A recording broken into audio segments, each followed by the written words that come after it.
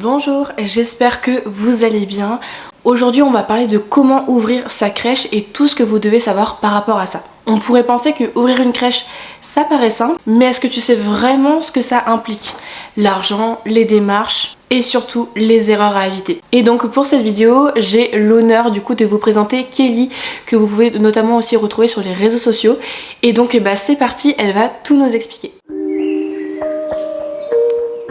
Moi, c'est Kelly, je suis éducatrice de jeunes enfants de formation et j'ai ouvert 2 crèches, la première qui a maintenant 3 ans et la deuxième qui a à peine 6-7 mois. Ouais, donc c'est tout récent finalement. C'est tout récent. Moi, j'ai l'impression que ça fait 10 ans que je fais ça, mais effectivement, la première que j'ai ouvert il y a seulement 3 ans. Et toi, tu as quel âge, Kelly?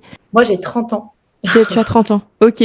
Mais franchement, c'est encore jeune, hein? En fait, moi, je suis la dernière de ma famille, donc j'ai toujours été considérée comme le bébé, même autour de moi, j'ai toujours été la plus jeune. Et là, je me retrouve à être parfois la plus âgée dans les équipes, ça dépend, vu que très souvent, j'embauche des personnes assez jeunes. Et c'est vrai que c'est à mon image. J'aime bien donner la chance à tout le monde, il n'y a pas forcément que l'âge qui joue, donc c'est important pour moi, le critère d'âge. Ouais, bah bien sûr. Et puis, comme tu dis, ouais, c'est pas parce qu'on est jeune qu'on on peut pas avoir la chance aussi. C'est pas parce qu'en fait on a aussi beaucoup d'expérience que on peut pas aussi pouvoir le faire. Donc, je suis totalement d'accord avec toi. Tu nous as dit que tu étais éducatrice de jeunes enfants. Est-ce que tu peux nous parler un petit peu de tes études que tu as pu réaliser? Ouais, bien sûr. Alors moi, j'ai fait une école d'éduc, honnêtement un peu au hasard. Je ne savais pas du tout quoi faire après le bac. Vraiment, j'étais perdue. Je savais que j'aimais travailler, j'aimerais plus tard travailler dans le domaine de l'enfance, mais je connaissais pas du tout les métiers. Et en fait, c'est la femme d'un copain qui était éducatrice de jeunes enfants qui m'a parlé du métier. Donc je me suis dit, ok, je me lance dans des études complètement au pif. Et en fait, j'ai adoré mes études. Le fait que ce soit à moitié de la théorie, à moitié de la pratique, j'ai trouvé ça génial. Bon, après, mes stages n'ont pas été vraiment un franc succès. J'ai trouvé le monde de la petite enfance très difficile. Mes stages vraiment sur le terrain m'ont un peu dégoûtée de la petite enfance. Et pourtant, j'ai ouvert des crèches par la suite. C'est vraiment que la petite enfance m'intéresse et me passionne. Mais c'est vrai que ce que j'ai vu sur le terrain m'a fait un peu peur. Et après mes études d'éducateur de jeunes enfants, j'ai continué sur un master. Le master m'a pas apporté grand-chose en termes de compétences, mais c'est vrai que j'avais besoin de continuer un peu mes études parce que je me voyais pas du tout commencer à travailler sur le terrain directement. Donc j'ai fait le master MEF, métier d'éducation, enseignement et formation. Et ensuite, j'ai travaillé pendant à peu près 2 ans, 2 ans et demi, avant de me lancer dans les démarches pour ouvrir ma crèche.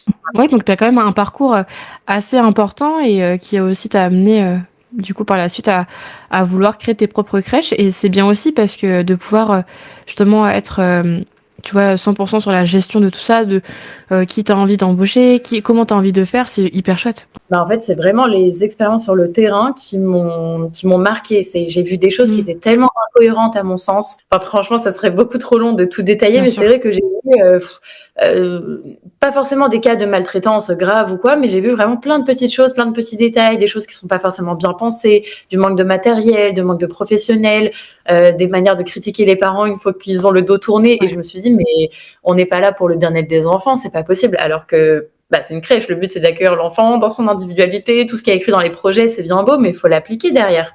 Et donc, c'est vrai que mes stages en crèche, ils m'ont vachement marqué.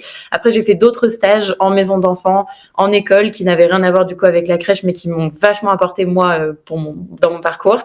Et tout ça a fait que j'avais vraiment envie de monter mon propre projet et de me dire, mais on peut accueillir les enfants avec sens, tout en gardant toute la réalité budgétaire et compagnie. Il n'y a pas de raison que ça matche pas, quoi. Bah ouais, bah je comprends complètement ce que tu partages là à travers ton témoignage parce que malheureusement c'est la réalité de beaucoup de crèches et Dieu merci, je pense que c'est complètement différent de toi ce que tu proposes dans tes crèches donc moi, je trouve que c'est super bien de prendre conscience de tout ça et de se dire, on souhaite pas réitérer ça et surtout que quand on est au cœur des enfants, tu vois, de leur éducation auprès des familles, c'est tellement important que la confiance dans les deux sens soit, en fait, créée, quoi. Pour moi, c'est complètement possible. C'est ce qu'on arrive à faire au quotidien. Mais en tout cas, c'était vraiment ça mon objectif en ouvrant ma crèche, c'était que ce soit une crèche bien pensée, que ça corresponde aux familles, aux enfants, aux professionnels et qu'il n'y ait pas, l'un qui soit au détriment de l'autre, quoi. Bien sûr, ouais. Kelly, est-ce que tu peux nous dire s'il faut un diplôme en particulier pour ouvrir une crèche? Et non, je crois que c'est la question que je reçois le plus sous toutes mes vidéos en privé. Vraiment, ça ne s'arrête jamais cette question. Il ne faut pas de diplôme pour ouvrir une crèche. Il n'y a aucun diplôme requis obligatoirement. Par contre, bien évidemment, si tu sors de nulle part et que tu n'as aucune expérience dans la petite enfance, c'est normal que les services de PMI te contrôlent et se demandent ce que tu fais là. Donc, c'est toujours un plus d'avoir un diplôme petite enfance, un CAP, un diplôme d'auxiliaire, même un diplôme en tant qu'infirmier. Enfin, juste quelque chose qui est de près ou de loin en lien avec la petite enfance. Mais en tout cas, il n'y a aucune obligation. C'est-à-dire que pour ouvrir une crèche, on va vous demander une liste de documents à fournir et dedans, on vous demande votre CV, mais on ne vous demande pas de diplôme petite enfance. Donc, non, non, non, il n'y a pas besoin de diplôme petite enfance pour ouvrir une crèche. Il y a l'ouverture de la crèche et après, il y a la direction de la crèche. Donc, pour ouvrir, pas besoin de diplôme, il n'y a aucun diplôme requis de manière obligatoire. Et par contre, pour diriger la crèche, là, il y a toute une liste de diplômes qui sont obligatoires. Tout dépend si c'est une crèche ou une micro-crèche. Les règles ne sont pas les mêmes. Mais en tout cas, pour l'ouverture, on vous demande un CV. Donc, par contre, à vous, bien sûr, de bien vous vendre, entre guillemets, donc d'expliquer qui vous êtes, pourquoi est-ce que vous vous intéressez à la petite enfance, c'est quoi votre profil, c'est quoi votre intérêt, et qu'est-ce que vous faites là, en fin de compte, quel est votre projet. Et bien sûr, le but, c'est de rassurer les services de PMI qui sont là pour contrôler tous les EAJE, tous les établissements d'accueil du jeune enfant. Et le but, c'est de leur montrer que vous êtes quelqu'un de confiance, qui fait les choses avec sens. Mais même si vous n'avez pas de diplôme, il suffit de bien l'expliquer dans votre présentation et à travers votre CV. Différence au niveau de la réglementation, franchement sur plein de niveaux, mais surtout sur la direction. On confie pas la direction d'une crèche et d'une micro-crèche de la même manière. Et d'ailleurs, on appelle un directeur de crèche, et pour la micro-crèche, c'est pas directeur le terme, c'est référent technique. Quelles sont les étapes essentielles pour ouvrir une crèche ? Alors, en fin de compte, les étapes pour ouvrir une crèche, c'est sensiblement les mêmes. Après, bien sûr, il va y avoir pas mal de différences en termes de réglementation et même tout au long du processus, mais on va dire que de toute façon, les étapes restent les mêmes. Et la première étape, quand on souhaite ouvrir sa crèche, c'est de trouver son local. Ça aussi, c'est une question que je reçois énormément. Je commence par quoi ? J'ai le projet d'ouvrir une crèche, mais je suis perdue, je ne sais pas quoi faire en premier. Est-ce que j'appelle la PMI ? Est-ce que je contacte la CAF ? Est-ce que je dois d'abord avoir des inscriptions ? Et c'est vrai que voilà, c'est une question qui revient très souvent. La première étape, c'est de trouver son local. Pourquoi ? Tout d'abord parce que financièrement, ça va tout changer. Si j'ai une crèche de 150 mètres carrés ou de 300, ça va pas être le même loyer, je vais pas engager le même nombre de personnes, etc. Deuxièmement, ça va changer tout ton projet. Combien d'enfants est-ce que tu vas accueillir ? Combien de professionnels tu vas avoir ? Est-ce que tu vas pouvoir faire plusieurs sections ? Est-ce que c'est une section d'âge mélangé ? Et ainsi de suite. Le local vraiment va définir tout le projet. Et évidemment, quand je dis choisir son local, c'est aussi définir sa zone d'implantation. En général, on regarde pour ouvrir une crèche pas trop loin de chez soi, pour pas mettre trop de temps de route pour y aller. C'est plutôt logique. Mais autour de chez nous, moi, ma limite, c'est toujours d'aller à 45 minutes à peu près de route. Pourquoi pas faire plus un jour, mais en tout cas, c'est vrai que j'aime bien être pas trop loin. Mais à 45 minutes autour de chez moi, j'ai un vaste choix de localisation.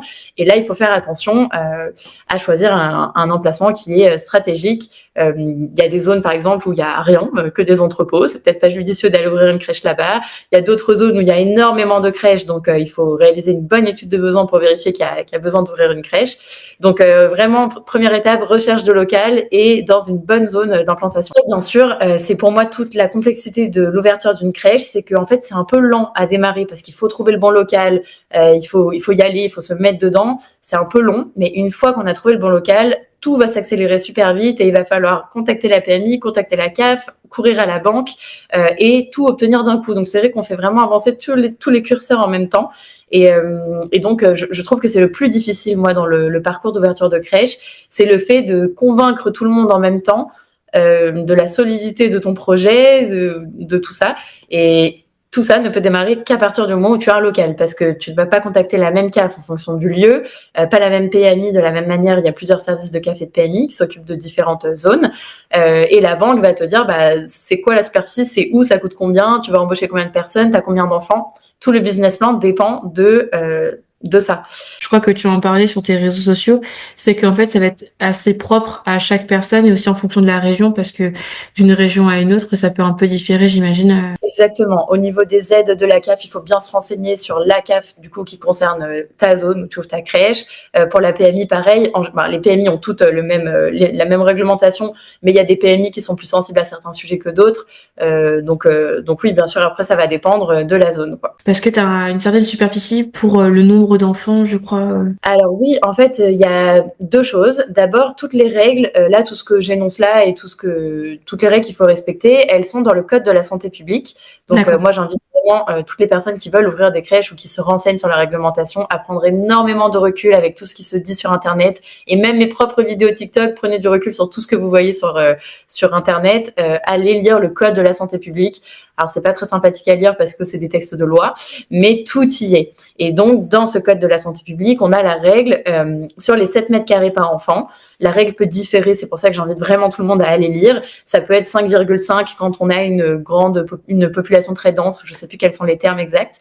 Mais en tout cas, la règle la plus répandue, c'est 7 mètres carrés par enfant pour la surface utile, donc pour les sections, les salles de change, etc. Et donc, on a ces 7 mètres carrés à respecter pour la surface utile des enfants. À ça, on rajoute le bureau de direction, la salle du personnel, la buanderie, la cuisine, etc. Et là, on obtient une moyenne, si je devais donner un chiffre, de 10 mètres carrés à peu près par enfant, en fonction de comment est disposé le local.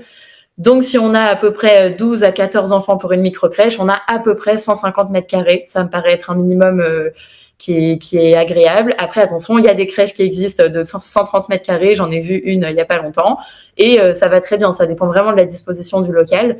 Mais si je devais donner comme ça un chiffre, je dirais 150 mètres carrés pour une micro. Je trouve que c'est un minimum qui est bien. Mais encore une fois, il existe moins, il existe plus. Quels sont les principaux agréments et autorisations nécessaires? D'abord, on a la mairie. En fonction des travaux qui vont être effectués dans la crèche, on doit s'adresser au service urbanisme de la ville. Parfois, on touche à la façade ou alors il va y avoir des sujets avec la copro, les voisins. Donc, le service urbanisme de la mairie, ça va être un premier allié dans le projet. Et ensuite, bien sûr, il va y avoir l'agrément de PMI. Donc, la PMI, c'est un organisme qui va contrôler les établissements d'accueil du jeune enfant. Heureusement qu'ils sont là parce qu'aujourd'hui, tout ce qu'on entend aux infos, ça fait peur et la PMI est là pour ça, pour contrôler les établissements. Donc, c'est vrai qu'on peut les voir parfois comme des inspecteurs qui nous embêtent, mais heureusement qu'ils sont là, ils sont là pour contrôler et pour la qualité de l'accueil. Donc voilà, et donc eux donnent un agrément sur votre structure en fonction de est-ce que les règles sont respectées, est-ce que les locaux sont conformes, est-ce que les professionnels sont assez nombreux, etc., etc., etc. Il y a toute une liste plus que comme ça à respecter. Le feu vert de la PMI, le feu vert de la commission de sécurité si on en a besoin, que les portes soient bien coupe-feu. Enfin, il y a vraiment toute une liste de choses à penser. Et une fois que le local est conforme, que l'équipe qu'on a recrutée est conforme et qu'on a donc tout le reste, là, on peut enfin ouvrir sa crèche. Combien de personnel faut-il embaucher et quels sont les profils requis? Alors là, moi, je renvoie toujours au code de la santé publique. Non pas que je ne veuille pas répondre, mais il y a un décret en ce moment qui est en train d'être signé. Enfin, le décret est signé, mais c'est toujours pas paru au journal officiel pour les micro-crèches. Et donc, typiquement, ce décret-là va changer sûrement la réglementation. Donc, je veux pas que des propos que je puisse dire là dans une vidéo qui est publiée aujourd'hui soient du coup différents au moment où la personne regarde. Donc, je renvoie vraiment vers le code de la santé publique. Mais à ce jour, il y a toujours une règle de 40-60%. Et donc, de toute façon, pour répondre de manière la plus générale possible, on doit embaucher des personnes qui sont qualifiées petite enfance. Donc, on a des CAP à EPE, donc les CAP petite enfance, des auxiliaires de puériculture qui sont diplômés d'État, donc à la différence entre quelqu'un qui est qualifié avec un brevet ou autre, un bac ASSP, un bac pro ou autre, et un diplôme d'État d'AP, d'auxiliaire de puériculture. On a aussi des éducatrices de jeunes enfants comme moi, qui sont diplômés d'État également. Et en fait, chaque formation a une spécificité. Donc, l'équipe est censée vraiment se compléter. Alors moi, c'est quelque chose que je critique un peu parce que je trouve qu'au final, on a tout un métier qui est ressemblant, même si on a des compétences qui sont différentes et une formation qui est différente. En attendant, on doit toutes, je dis toutes parce que c'est 99,9% féminin, donc c'est un peu une déformation professionnelle, on va dire. Et donc, on est toutes amenées à prendre en charge les enfants de la même manière du matin au soir. Et je n'aime pas quand... j'exagère un peu, mais quand il y a une personne qui dit moi je m'occupe que du développement, moi je m'occupe que d'échanges, moi je m'occupe que de ça, C'est quelque chose qui, moi, m'agace personnellement. Mais en tout cas, c'est pensé comme ça. On a des qualifications différentes, des formations différentes. Et le but, c'est que tout le monde se complète sur le terrain pour l'accueil des enfants. Et après, on a tout le volet santé. Donc là, on peut avoir une ou un infirmier, infirmière, plus d'hommes à ce moment-là chez les infirmiers. Et après, on a parfois un médecin qui peut être le RSAI, ça peut être aussi un infirmier. Voilà. Et puis après, bien sûr, on a toutes les compétences qui peuvent compléter. Donc ça, c'est pas dans la totalité des crèches, mais dans la majorité, on a soit un ou une psychologue, soit un ou une psychomotricien, psychomotricienne. Et après, on peut avoir bien sûr des intervenants extérieurs, mais en tout cas, pour les personnes qui s'occupent des enfants, il faut être diplômé, qualifié, petite enfance. Après, il y a des dérogations qui sont possibles. Quand on va engager quelqu'un qui a une équivalence à l'étranger, qui est pas reconnu, ou quelqu'un qui est issu de la petite enfance mais qui n'a pas eu le temps de passer son diplôme, qui va le passer. Dans ce cas-là, il y a des dérogations qui sont possibles, qu'on demande donc auprès de la PMI. Mais en tout cas, engager sans diplôme, je sais que ça se fait dans de nombreuses crèches, mais voilà. Après, c'est une obligation de moyens. Et chaque gestionnaire de crèche doit s'engager à ce que la crèche tourne et que les enfants soient bien pris en charge, quoi. On a des personnes qui sont pas diplômées et qui s'occupent très bien des enfants, qui s'en occuperont même mieux que des personnes qui sont diplômées. Et ça, le truc, c'est que c'est difficile à prouver le jour où il y a un souci. Donc, Est-ce qu'une crèche est rentable rapidement ? Oui, alors ça, c'est une question que je reçois énormément. C'est vrai que les personnes qui veulent ouvrir leur crèche se demandent est-ce qu'elles en sont capables financièrement et est-ce qu'elles vont pouvoir se payer, est-ce que c'est rentable. Donc déjà, la réponse est oui, tout va dépendre de comment est-ce qu'on dépense son argent. Donc l'optimisation des coûts, c'est super important. Attention, quand je dis optimisation des coûts, ça ne veut pas dire maltraiter les enfants, c'est-à-dire leur donner moins à manger, commander moins de repas que ce qui est nécessaire, acheter moins de jeux, etc. Pas du tout, mais c'est vraiment comment faire pour dépenser intelligemment. D'abord, tout va dépendre du business plan, tout va dépendre du projet de chacun. C'est pas pour donner une réponse floue, mais c'est vraiment la vérité. En fonction du nombre de mètres carrés que tu vas pas avoir le même nombre de professionnels, pas le même nombre d'enfants qui rentrent, etc. Mais en tout cas, il faut savoir que il y a trois grands financeurs, on va dire, pour la crèche. Tu as d'abord les familles, donc les familles qui vont payer la crèche mensuellement. Tu as ensuite la CAF. Si ta crèche est en PSU, il y a la CAF qui va te verser une aide. Donc, tu as les familles et la CAF. Et ensuite, comme troisième financeur, tu as les entreprises. Donc, pour certaines crèches, tu as des berceaux d'entreprise. Donc, les entreprises vont financer un berceau pour leurs salariés, pour que les salariés rentrent dans ta crèche. Et donc, avec ces trois financeurs, tu vas faire rentrer de l'argent dans ta crèche. Après, à la différence d'un magasin de vêtements, par exemple, tu peux pas sortir une nouvelle collection de vêtements que tu vas vendre plus cher. Tu peux pas sortir des nouvelles choses à l'infini. À la crèche, il y a un nombre de places limité. Tu ne peux vendre que cette place en crèche. Tu peux pas faire un tarif de crèche à l'infini. Donc, on va dire qu'on est vraiment limité en termes de recettes. Tu vends ta place en crèche, c'est tout. C'est pour ça que je dis qu'il faut être intelligent sur l'optimisation des coûts, mais attention, il faut le réfléchir intelligemment et toujours penser au bien-être de l'enfant en priorité. Oui, bien sûr, une crèche peut être rentable. Après, attention, il faut engager le bon nombre de professionnels pour que ce soit équilibré sur le terrain et pour que ce soit rentable également. Et après, c'est ça tout l'enjeu, en fin de compte, d'ouvrir une crèche. Le but, c'est évidemment d'avoir un business qui est rentable tout en préservant la qualité d'accueil. Et c'est là, pour moi, tout l'enjeu au quotidien. C'est ça le plus difficile, mais c'est ça qui est le plus challengeant, quoi. Comment fixer les tarifs pour les parents ? En fait, les tarifs pour les parents, ça va dépendre du modèle de crèche qu'on a, si c'est une crèche en PSU ou une crèche en PAGE. Si c'est une crèche en PSU, en fait, ça fonctionne exactement de la même manière qu'une crèche municipale. Donc, c'est en fonction des revenus N-2 et du nombre d'enfants à charge, donc le quotient familial. Et après, pour une crèche en PAGE, là, en fin de compte, il y a plus ou moins deux façons de faire. D'abord, tu vas regarder quels sont les tarifs des autres crèches aux alentours, parce qu'il y a toute une étude de marché à réaliser. Et puis ensuite, tu as une règle qui sera un petit peu trop longue et un petit peu trop compliquée à détailler maintenant. Mais tu as également une règle d'un plafond que tu ne peux pas dépasser au tarif à l'heure. Donc voilà. Quel conseil donnerais-tu à une personne qui veut se lancer dans ce domaine ? Oui, un conseil que je pourrais donner, c'est de bien s'entourer.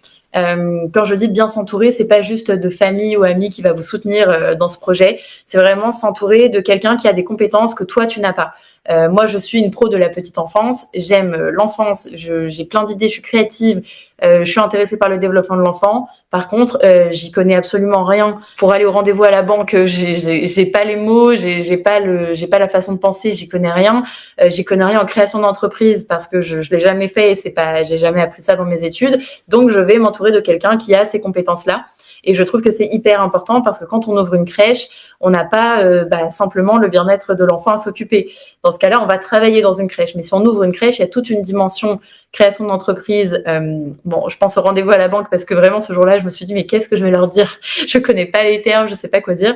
Donc je trouve ça vraiment important d'être entouré. Il y a aussi tout le volet juridique que moi j'avais un peu sous-estimé. Je m'attendais pas à ce qu'il y ait autant de choses au niveau juridique. Et puis après, on va avoir tout ce qui est comptable, les fiches de paye, les tickets restaurants, etc., etc.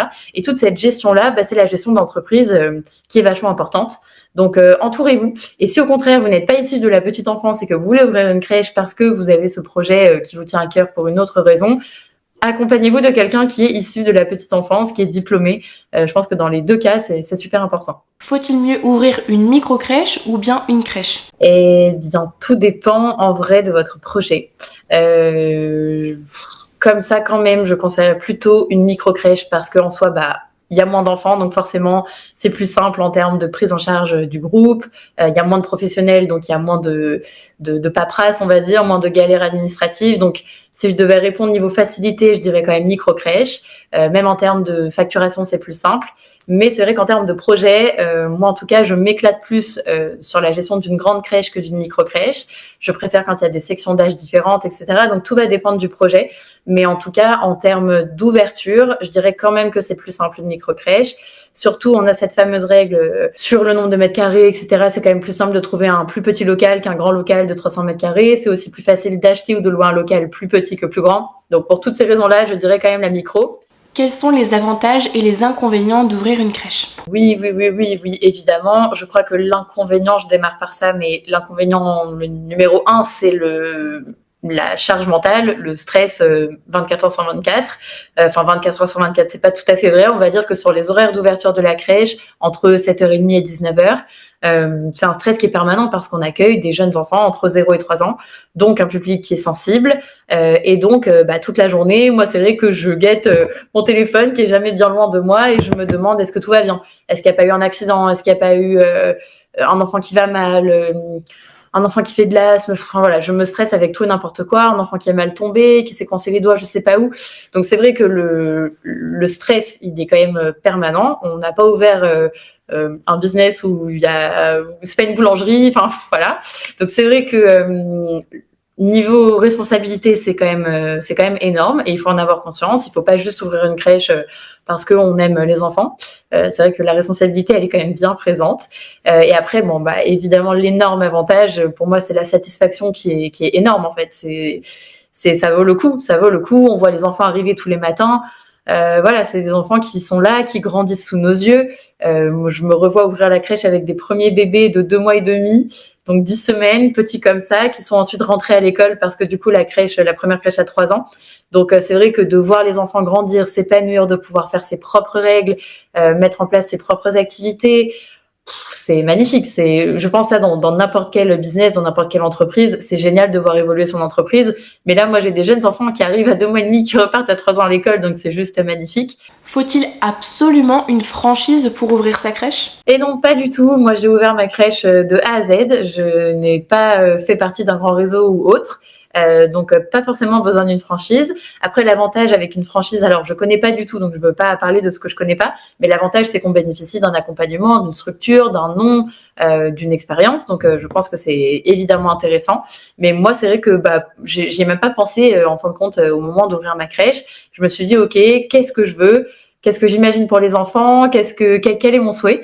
Et puis après, je me suis mise à rechercher le local tout de suite. Donc, j'ai tout monté de A à Z avec mon associé, bien sûr, on est deux. Et c'est vrai que j'ai pas eu recours à qui que ce soit pour m'accompagner là-dedans. Ouais, bien sûr. Et en parlant d'associé, toi, c'est un membre du personnel ou est-ce que c'est quelqu'un qui t'aide dans la gestion administrative? C'est quelqu'un qui m'aide dans la vie de tous les jours parce que c'est mon propre D'accord. mari. Ah oui, En fait, d'accord. j'ai rencontré mon mari au moment de me lancer à peu près dans les démarches d'ouverture de crèche, à peu près au même moment. Et en fait, lui connaît, et c'est son métier, tout ce qui est juridique, administratif, toute cette partie-là, lui, c'est son domaine. Et donc, on s'est associés dans ce projet tout naturellement, en se disant que de toute façon, c'était un projet qui allait prendre énormément de place dans ma vie personnelle. Quitte à partager la même vie perso, hop, on partage la vie pro. Et c'est vrai que pour moi, c'est un avantage énorme parce qu'on se parle à toute heure, du jour, de la nuit. c'est hyper pratique. Donc, donc voilà. Ouais, carrément. Et je me permettrais aussi d'ajouter dans les avantages d'avoir la chance aussi de pouvoir mettre son enfant dans sa propre crèche. Bien sûr, ça c'est sûr. Mm. C'est sûr que j'aurais eu du mal à faire confiance en une autre crèche. Et donc c'est vrai que c'est l'avantage pour moi. Je peux voir mon enfant grandir au quotidien à la crèche. Et puis surtout, j'ai confiance en fait en l'équipe. Et après, c'est aussi un gage de confiance pour les familles. C'est vrai qu'il y a pas mal de familles qui me l'ont dit. Le fait de voir que moi-même, je mets mes enfants dans mes crèches, forcément, ça leur inspire confiance. Donc, si ça peut aider aussi les autres familles à avoir confiance en la crèche, tant mieux. Et franchement, j'en ai pas parlé là à travers les réponses aux questions, mais pour moi, la confiance, c'est le plus important. Pour tous les parents qui hésitent à mettre leur enfant en crèche dans l'une ou dans l'autre, le plus important, c'est d'avoir confiance. Si vous n'avez pas confiance en la structure, en l'équipe de direction, envers les professionnels qui s'occupent de votre enfant va forcément le ressentir. Et donc, voilà, le plus important, c'est de bien dialoguer, de bien communiquer avec les équipes et de leur faire confiance. Sinon, il faut retirer l'enfant de la crèche. C'est insupportable de rompre une confiance envers la structure. Ouais, et puis en plus, vouloir y aller à contre-cœur, ça serait vraiment dommage aussi pour les parents, quoi. Bien sûr. Pour les parents, c'est terrible. Aller à la crèche, la boule au ventre, il n'y a rien de pire. Et puis, les enfants vont le ressentir. Donc, quand il y a un sujet, il y a quelque chose qui vous chagrine, qui vous a contrarié, quelque chose qui vous reste en tête ou vous n'êtes pas bien le soir, il faut absolument en parler le lendemain avec les équipes. Et voilà. Et si vous sentez que la direction ou les équipes ne sont pas réceptives ou ne sont pas disponibles ou ne sont même pas les mêmes le lendemain, il faut changer de crèche. Voilà. Totalement. Tu peux nous en dire un peu plus justement sur tes prestations et aussi sur les réseaux sociaux sur lesquels on peut te retrouver. Évidemment, moi je suis sur TikTok avec le compte Kelly Ouvrir ma crèche. Le but c'est de partager mon expérience d'ouverture de crèche. Je poste des vidéos tous les jours, je réponds aux questions des personnes qui me suivent. Vous pouvez aussi m'envoyer évidemment des messages en privé. Et après, je propose des séances d'accompagnement aux personnes qui veulent ouvrir leur crèche, donc aux porteurs de projets d'ouverture de crèche. Et donc ma séance d'accompagnement, c'est vraiment une séance de questions-réponses. Je m'adapte en fonction de l'étape à laquelle en est la personne. Si c'est juste des premières démarches et besoin d'en savoir plus, je m'y adapte. Et si la personne est déjà avec le local au moment d'aller rencontrer la PMI, je m'adapte également. Et voilà, le but, c'est de faire part de mon expérience. Je connais du coup les 2 modèles de PSU et de PAGE, donc je peux parler de tout ça. Et après, bien sûr, quand je connais pas, je vous dis je connais pas. Là où mes compétences s'arrêtent, je m'arrête. Mais en tout cas, c'est pas une formation certifiée, c'est vraiment un partage d'expérience. Et moi, c'est ce qui m'a vraiment manqué. J'ai une personne qui a répondu à pas mal de mes questions, qui avait déjà ouvert une crèche et je la remercie encore. Mais c'est vrai que je me suis retrouvée un peu perdue avec plein de questions, plein de sous-sujets auxquels j'avais pas forcément les réponses. Donc voilà, moi, le but, c'est de partager mon expérience et d'accompagner les personnes dans leur démarche. Que ce soit vraiment de la toute première question par quoi on démarre jusqu'à comment faire un planning d'adaptation parce que j'ouvre ma crèche dans une semaine. Donc voilà, vous pouvez me contacter sur TikTok ou par mail ou via mon site internet. Si tu as des questions, n'hésite pas à les écrire dans les commentaires. Kelly et moi, on prendra vraiment plaisir à pouvoir te répondre. D'ailleurs, je te mettrai toutes les infos dans la barre d'informations. Merci d'avoir regardé la vidéo et je vous dis à bientôt. Prenez soin de vous.